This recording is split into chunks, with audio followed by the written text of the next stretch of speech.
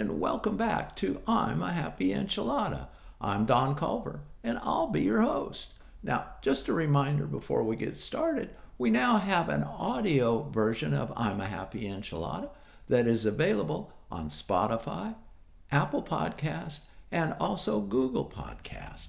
And we're loving it. It's great. So be sure to hit subscribe and share us with your friends, okay? Thanks very much. We appreciate it. And hello, spring. It's coming.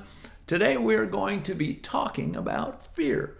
In my mind, I see fear as probably the largest topic we can cover. We'll dive into it today, but only scratching the surface, I'm afraid. It's that big.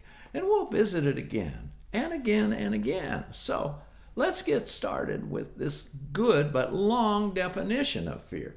Fear is a natural, powerful, and primitive human emotion. It involves a universal biochemical response as well as a high individual emotional response. Fear alerts us to the presence of danger or the threat of harm, whether the threat is physical or psychological. Sometimes fear comes from real threats, but it can originate from imagined dangers. Fear can also be a symptom of some mental health conditions, including panic disorder, social anxiety disorder, phobias, and PTSD. So I think we can all agree that fear is a powerful emotion. Matter of fact, if you think about it, most every creature on the planet feels fear and reacts to it. Even a cockroach runs for its very life, and darn well, I might add, when it senses danger. Fear is composed of two primary reactions to some type of perceived threat: biochemical and emotional. First is biochemical.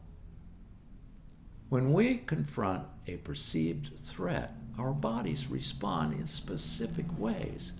Physical reactions to fear include sweating, increased heart rate, and high adrenaline levels that make us extremely alert. This physical response is also known as the fight or flight response. Second is emotional response. The emotional response to fear is highly personalized because it involves some of the same chemical reactions in our brain that positive emotions like happiness and excitement do. Whoa, who knew? Feeling fear under certain circumstances can be seen as fun, like when you watch a scary movie or roller coaster ride. Fear often involves both physical and emotional symptoms.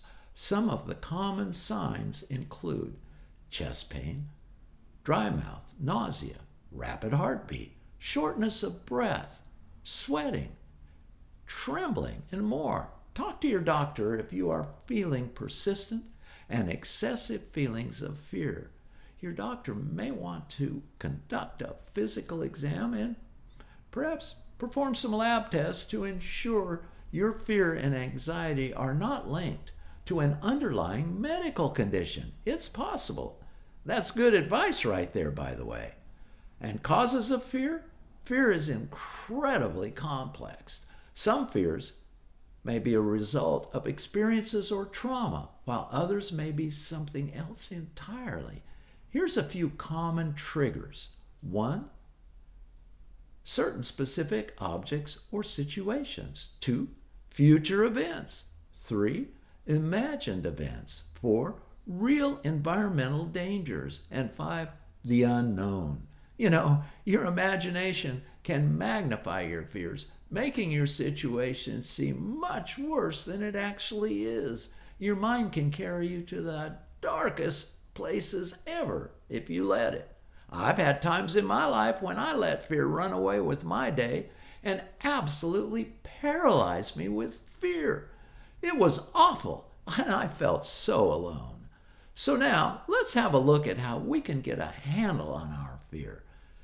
1, make a gratitude list. Oh yeah, 3 to 5 things that you're grateful for. Read it when you get up in the morning and again when you go to bed at night, more often if it's necessary. 2, take a time out and just breathe. 3, get outdoors, take a walk, go for a run. Get on your bike and ride. 4, talk to a therapist. That's great. 5, talk to a trusted friend. Or 6, face your fears. Ignoring and hiding them, that only makes them scarier in your mind. And I know that to be true. And here's some good advice. Do not turn to drugs or alcohol as a way to cope with your fears. They may numb your mind at first, but will end up creating problems that are 10 times worse than you think you have right now. I guarantee that. So go online to seek additional information about fear and make your plan and start working down those fears in your life. I know you'll be successful.